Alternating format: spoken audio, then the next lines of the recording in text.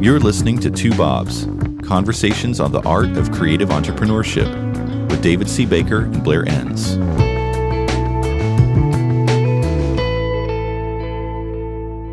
David, the topic today at your choosing is time. So my first question is, time, is it real or not? I knew there was no way we'd get through this discussion without you inserting your nonsensical perspective about, is time even real? Could we just skip that? You're like this old guy at the party. Everybody knows anytime there's a new guy that shows up, somebody's going to hear it.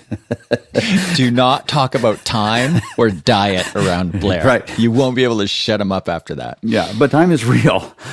It is real. Okay. You want more detail or? No, you know, this joke between us and me and many other people. It's like when I was writing Pricing Creativity, I went down this rabbit hole caused by the statement, time is money. And I realized, well, what's time? What's money? And I've spent so much time reading about time and the physics of time that I just kind of went a little insane over it. Then I dropped it for about a year. But in the last couple of weeks, I've been reading David Deutsch's book, The Fabric of Reality. And last night, as I was going to bed, I finished his chapter on time. So I'm back into the rabbit hole. But I am not going to drag us there. So, okay, so time. Time is real. That's the answer to the first question. Okay. My second question, timekeeping in an agency. Are you for or against it? Can there be a little nuance, please? Does it have to be yes or no? If it has to be yes or no, then I'm going to say yes, I'm for it. But there's a whole lot of nuance around that. Like, people saw the title here, Timekeeping, and they just like, really? We really need to talk about timekeeping? Isn't this a podcast of two intelligent... Stick with me just a minute here. Go on. Two intelligent people talking about important issues in running your firm. And then they just lob this timekeeping thing. It's like throwing a rock in the punch bowl. It's like, what? Why are we even talking about it? But my perspective is that pretty much everybody, especially you, has timekeeping wrong. It needs to be abolished, but it needs to be abolished at the right time and for the right reasons. I leave you with that. Okay. For the right time, for the right reason. So it does need to be abolished. All right. Yeah. That's actually a stronger position than I thought you were going to take. So do you want to start with arguments for or against timekeeping? Oh, I think the against ones, because how much time do we have? I mean, this is one, there's nobody in the world that loves timekeeping except that really rare employee that does everything right. Everybody in their right mind doesn't like timekeeping, right? Well, the CFO likes timekeeping. Oh, that's the people true. who look at the timesheets but don't have to fill them out seem to like the them. Tracking people. Yeah, so Everybody hates timekeeping, pretty much without exception. So you can address your crowd and talk about timekeeping and how much everybody hates it, and everybody's going to thumbs up, right? It's like, yeah, everybody hates it. That's one reason why we shouldn't be doing timekeeping, because nobody's excited about it except for the tracker people. And those are the people that don't come to the parties anyway, so we don't care too much about them. Second is that nobody records their time accurately anyway. There's this, I call it discounting at entry, and it's particularly true when you have a time of upheaval. Yeah. And this is what I mean. In an environment where people are worried about losing their jobs, they're going to fill their timesheets with what looks like productive effort, even more than was actually true. And then when it's the opposite environment and they're afraid they're going to get in trouble for spending too much time on something, then they're going to discount at entry. So why should we do timekeeping if nobody does it accurately? That's the second reason. Third reason is like, what happens with this stuff? It's sort of like, this is like an executive leadership team where you throw problems over the wall and you wonder what happens to them. You never see them again. You mean you fill in the timesheet and you wonder, okay, well, who's doing what with this? What decisions are made from this? Yeah, right. There's no feedback loop. Like an engineer would call that a feedback loop. Like, we're still blowing estimates regularly, and we're not charging clients for the extra time we spent. So what's the point of it? We're discounting at entry, then we're writing off afterwards. Yeah. Excess time, yeah. Yeah. And this is the one that is at the heart of why timekeeping sucks, really, is that, let's say you have a firm that tracks time really well and collects every minute that they spend from a client, then essentially they're capping their ability to make money, right? All they can do is just sell all their hours without any leakage. and that's it. They can't go beyond that. And that's one of the most exciting things about pricing creativity. Some Yahoo wrote a book called that, Pricing Creativity. So those are the reasons why. I'm on a roll today. Can you tell?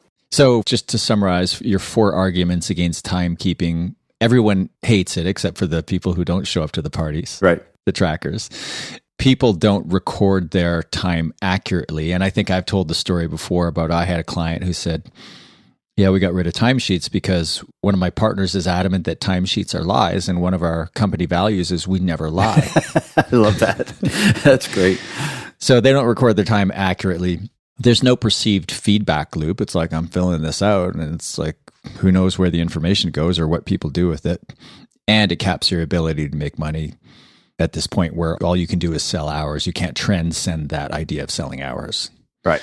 So if those are the arguments against it, I think you said if you had to be put on the spot, you would say yes to timekeeping. What are the arguments for it? Well, the arguments for it primarily are around a feedback loop.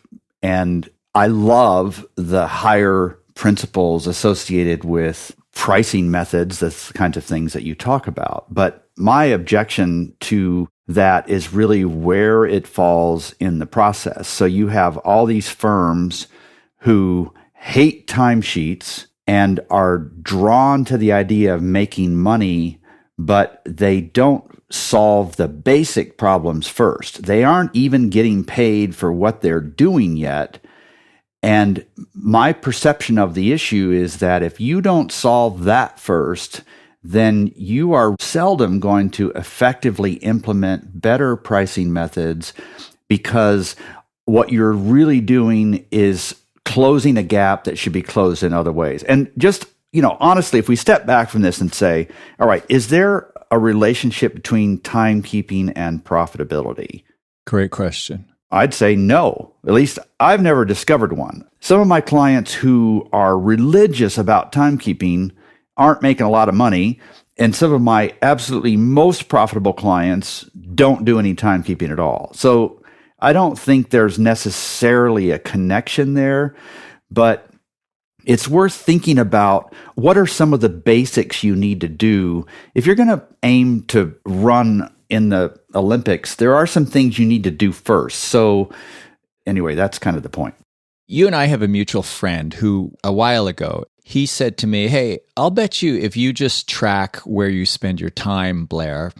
He didn't say do timesheets, but he said track where you spend your time for a month, and I'll bet you make an extra $100,000 a year just by tracking where you spend your time. And I thought, okay, challenge accepted. I'll start tracking my time. Magically, $100,000 will fall from the sky. And I got like 2 days in, and I thought, screw this. This is not worth $100,000. I did not become an entrepreneur so that I could track my time. So what's the lesson? That you're just the typical rebellious principal who doesn't want to do it either, or what? I'm a little pleasantly surprised that you don't see a correlation between time tracking and profitability. I guess if I'm fully honest, I suspect he was probably right, but it just wasn't worth it for me.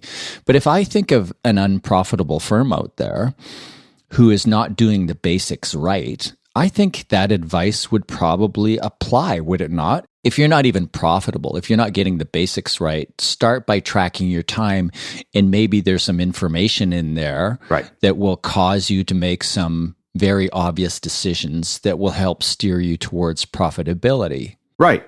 Let's say you had a child who was, this is all hypothetical. Let's say you had a child who was in their upper teens and they had a part-time job, but they always wanted more money from you. They never seemed to have enough money left over. And you felt like there was a problem that they weren't aware of. Wouldn't one of the first things you might recommend is that they have a budget that tracked the inputs and the outputs? Now, that's a very basic, it could be viewed as a little bit of an insult to say that to somebody, right? Especially if you said that to an older adult who should know that. But that's really what timekeeping is. It's one of those basic things. Pricing is not about inputs, but time management is about inputs, and it's a good place to start. All of this started to really gel for me, and I've been thinking about this for many, many, many years, obviously, but recently I was reading this article about where time really began to change things.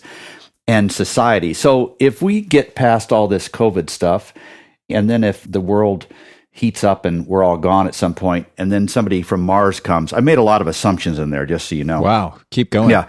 So somebody comes back from Mars and looks at our world, they're going to see some parts of the world with massive buildings like Dubai, New York City, Hong Kong. And those are the places where they were most ambitious. They wanted to make a statement and so on. If you go back millennia, what were the tallest buildings? The tallest building was the Pyramid of Egypt. And then after that, between the 14th and the 19th centuries, all the tallest buildings were churches. Yeah. What was at the very top of every church? It was at some point, starting in the 14th century, it was a clock. And what did the clock do? And I grew up in an environment like this where, and over in Europe, this is still the case, where you heard the bells ring at the top of the hour, the bottom of the hour, sometimes 15-minute increments.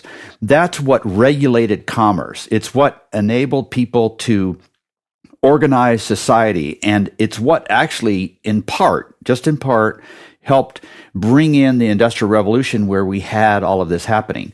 Now, here we are in the 21st century saying timekeeping is for idiots. We shouldn't be doing it. Everybody hates it. It's not accurate, and so on. And I agree with that sentiment. But the problem is that a lot of firms are still in the dark ages. I've measured this now with thousands of firms, and this is even worse outside of developed cultures. But in developed cultures, the average firm in the marketing, digital advertising space is capturing 42% of all the time rather than 60%. So there is still a value to this basic concept of timekeeping, but let's not make timekeeping how we think about pricing forever or even do timekeeping forever. Let's just do it temporarily for there's only one good, valid reason for timekeeping, and it's this. It's to improve the next estimate and make sure we're getting our time covered. And then let's build on that with package pricing, all the kinds of things that you talk about.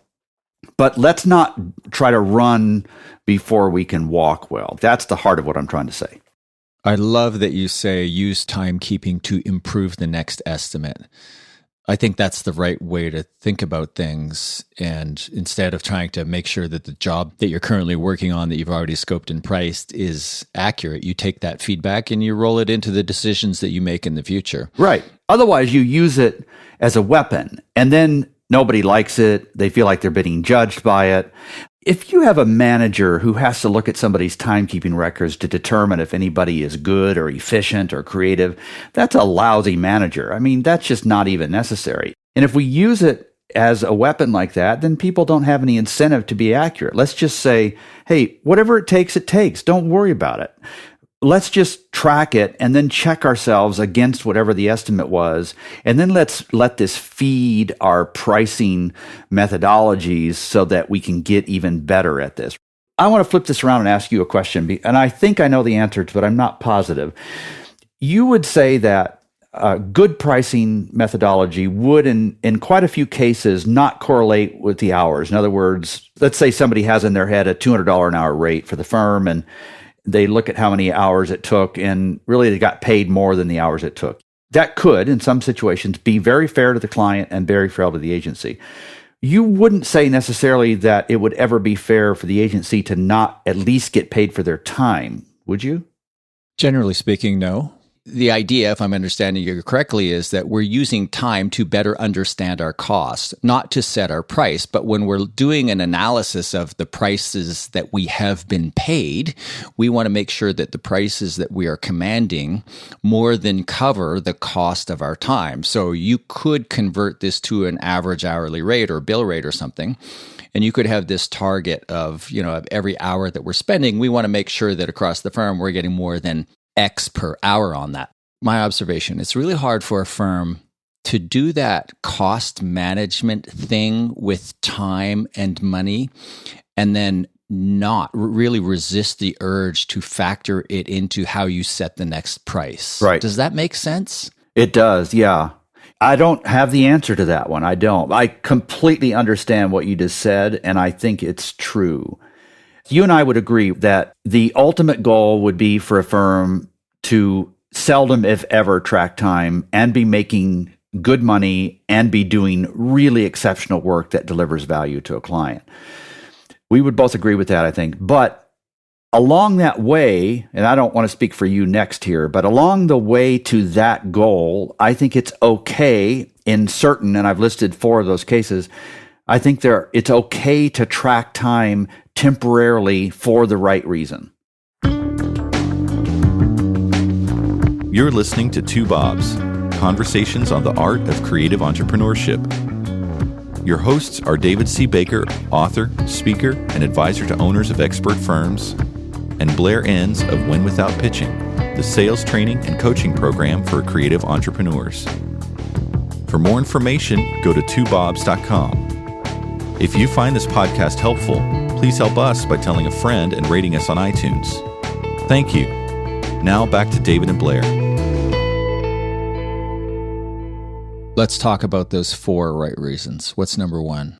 When you're introducing a new service offering and you just really aren't sure what the typical scope is, and ideally, if your positioning is good, then the relationships that you have from one client to the next are becoming a little bit more similar, and it does make sense to at least understand the basic parameters of a service package. The pricing might be quite different based on the value you're producing, something you talk a lot about, but understanding the inputs might be useful. So when you're introducing a new service offering, or I guess just spot checking it, that would be one case where it seems to me this feedback loop of timekeeping might be useful. That's one. So we're delivering this thing for the first time or the first few times. Right. And we want to make sure that we've done an assessment of our costs, and we want to make sure that the price is a healthy amount in excess of those costs. So let's just measure it for a few times. Right. Okay. Knowing that we're not going to do it for long, just 1 or 2 or 3 times. Right. Okay. Where else does it make sense to measure time? Yeah, I think a young employee that's getting into the groove and applying the unique processes that you use just to sort of, I guess, build up this database of how they work and cadence and so on. Not an experienced employee. That's a ludicrous idea to me, to bring in an experienced employee and ask them to do timekeeping, except in a couple rare cases. So the new employee just joining your team, this is their first real job. I could see that as a second reason, not long-term, just short-term. And then you sit down and talk about it and say, hey, maybe this was a little too much time, or did I estimate this wrong? Or, just to facilitate some useful conversations early in their career. That'd be the second one. That's interesting. I'd never thought of that before. It seems to make sense to me, though. You get a sense of, how quickly somebody moves, how adept they are at the task they've been assigned to do. Okay, what's number 3? Number 3 is when your firm is growing really quickly. And I say this because, and there's a cutoff point here, it has nothing to do with money. It's about body count. So if you are adding more than 30% to your staff load in any given 12-month period, weird things happen. And those things are, you tend to not be quite as careful when you hire somebody. So someone might slip through the cracks and you might not know it. Second, you don't give them as much rope to just get up to speed at the firm. Instead, they kind of get dropped behind enemy lines and they don't even know their team members quite as well, because you need their work right away. There isn't time to just let them play around and get up to speed. And the other thing is that people don't absorb the culture quite as quickly. And absorbing the culture, it's a process that you can't really put all kinds of checklists in. It just happens organically. So when a firm is growing that quickly, the processes tend to spin a little bit out of control. And that's where you might slow things down a little bit, improve your information, your data set just for 6 weeks or something. That would be the third reason. Yeah, that makes total sense to me too. You and I have both seen this many times. The firm, for whatever reason, is growing very quickly on the revenue side, and they make all these very quick moves on the cost side with the assumption that, okay, I think we're keeping the costs in line, but you never know that you are. And because you're letting go of so much, I'm struck by the words like spinning out of control. It is this loss of control. It's like your gauges no longer work when you're growing that quickly and you're flying on intuition and you're thinking, yeah, I think it's still profitable. Then you get this period of rest, you get the gauge is restored and you go, oh my God. What happened? Look at what just happened. Yeah. Yeah, exactly. Okay. What's the fourth case you want to make for timekeeping in it? And the fourth one, and here's where I'm cheating because this tends to apply to almost every firm. I think it's over 80% of firms are not getting paid for all their time. They're leaving some money on the table. There's a calculator on my website. It's free if you want to play with it. There's 5 inputs and it tells you what the economic viable output is compared with what it actually is, and then takes a stab at guessing why that might be the case. And this goes back to the percentage I mentioned earlier, that the average firm is billing for 42% of the time. It's not because they're not busy. They're busy. It's the difference between capturing 60% and 42% is that they are underpricing some things and overservicing things. So when I say underpricing, I just mean they're not getting paid for all their hours. I'm not even touching the notion of underpricing in terms of capturing the value that they're creating for clients, which is even something else. I'm talking here about fixing those basic things. So you've got somebody who's stealing electricity. They don't have a meter on their home. First thing we got to do is we're not just going to charge them a bunch of money. We're going to put a meter on and see how much electricity they're using.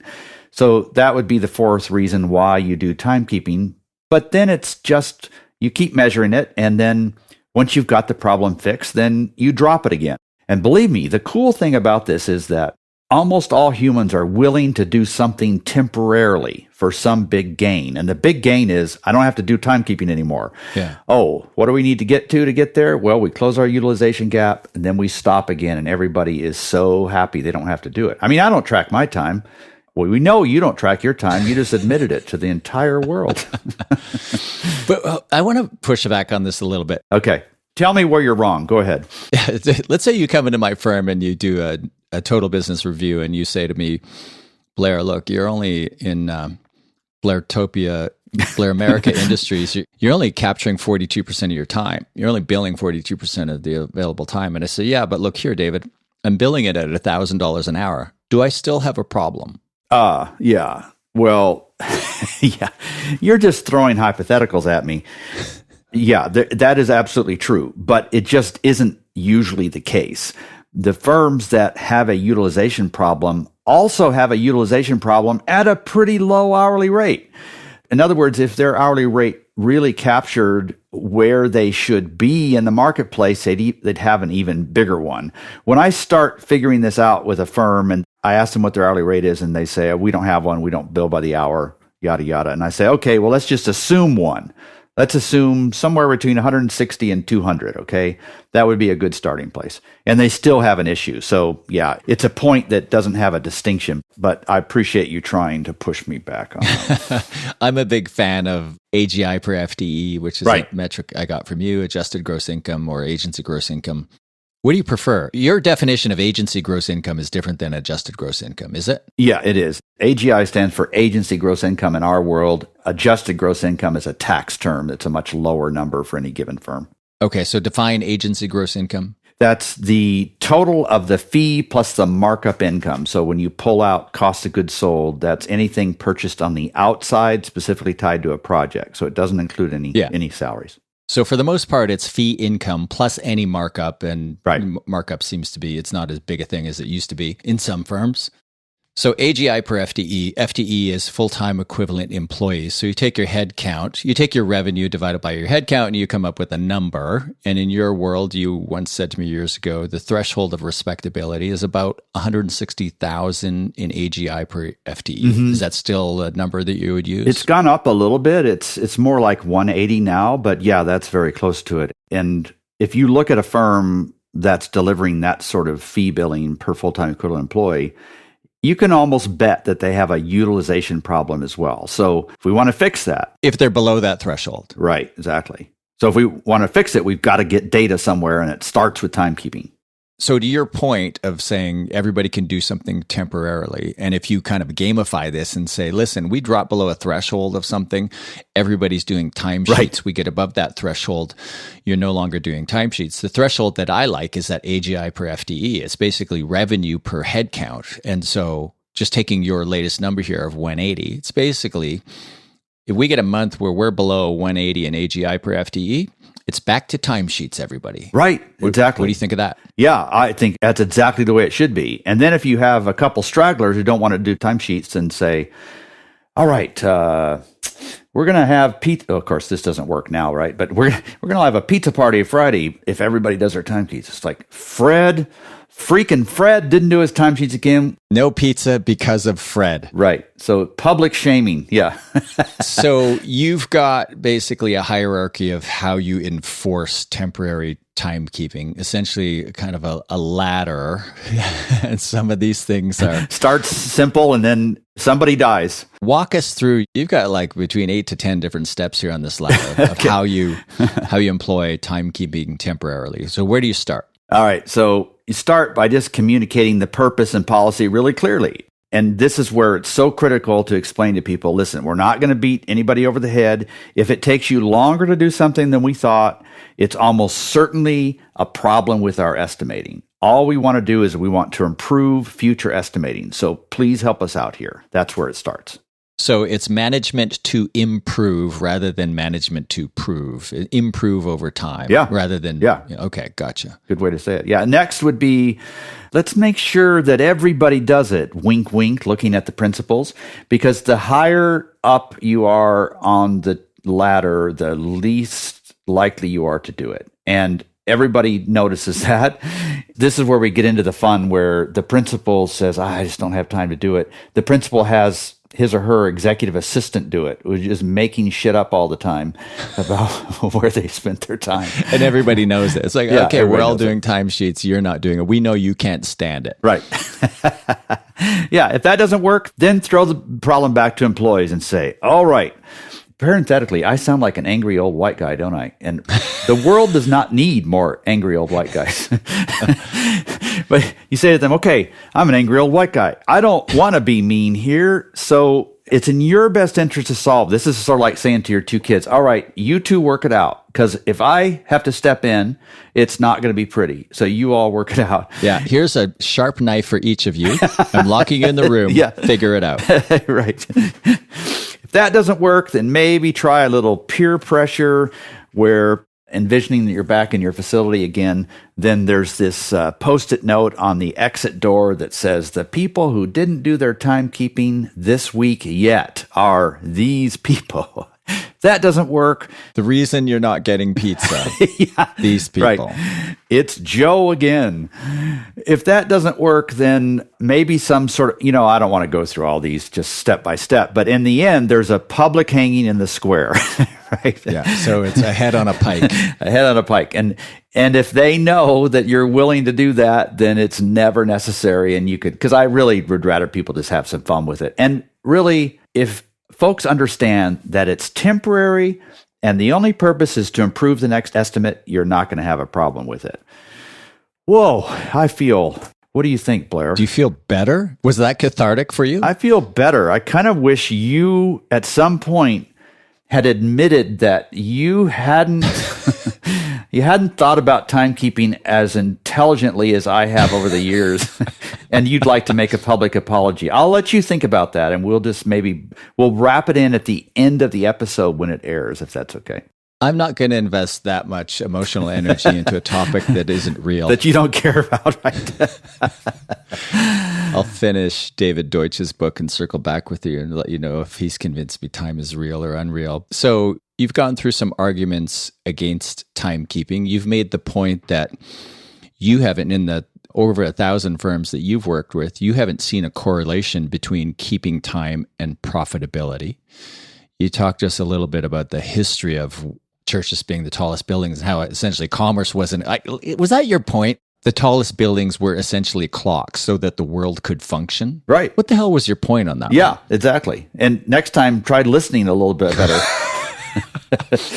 All right. And you listed some cases where you think timekeeping makes sense on a temporary basis and then talked about how to do it. So the net takeaway here, if I understand you correctly, Mr. Baker, we could have saved a half an hour if you just this said... is like the 240-page book that should have been 24 pages. what is your takeaway? I want to hear this. What is your takeaway? My takeaway is, I think you're saying that it makes sense to track time from time to time to get a sense of your costs, but you shouldn't let that tracking of time pollute over into your pricing. Yes. And that you can live with that one. You can endorse that. Yeah. I think I wrote a book about that. Okay. You find a way to squeeze that in every episode. It's funny. I've talked to other value-based pricing consultants, advisors, authors, and some of them are just adamant. Measuring and selling time is an absolute no-no. There's no reason to ever not only sell time, but no reason to track time. I don't believe the former is true. I think there are times when it makes sense to sell time.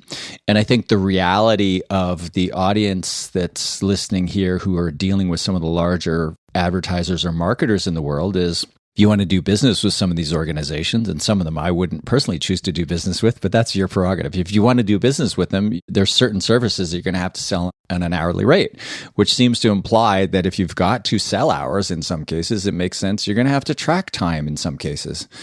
I also think, like, culturally, and this is another takeaway, culturally, I don't think you want to be running that organization where it's all about this kind of tracking this, lie would be a bit of a strong statement, but this really murky, unclear metric of time that we falsify at the entry point and then we write off later. Mm-hmm. You have any thoughts on that, just culturally? Yeah, I think it's so true. You wouldn't want somebody to look back on their time at your firm and be thinking about all the Fridays they hung around and couldn't leave until they got their timesheet in. But it'd be okay if they thought that you were careful about measuring inputs and that you weren't wasting their time, but every once in a while you asked them to just track this so that we can be better at what we do. That would be totally acceptable to me. So what I object to is this overall, kind of like what you said just a minute ago, this overall complete dismissal of timesheets. I think there is a place for them, but they shouldn't be controlling what you do. But every once in a while, they're useful. It's like their financial statements. They're putting a stopwatch on somebody running a 40. There's a role for them every once in a while. Yeah, and to continue that metaphor of putting a stopwatch on somebody running a 40 who's doing it from time to time, maybe a better metaphor would be a thermometer. Here, let's take your temperature. But you shouldn't be expected to have that thermometer in your mouth or other parts of your body all day, every day. Right. Yeah, I like that. That's a good way to say it. Maybe we need a graphic. Let's end at the rectal thermometer metaphor. Okay. Thank you, Blair. Thanks, David. Thank you for listening to Two Bobs with David C. Baker and Blair Enns. Subscribe and learn more at twobobs.com. That's the number 2, BOBS.com.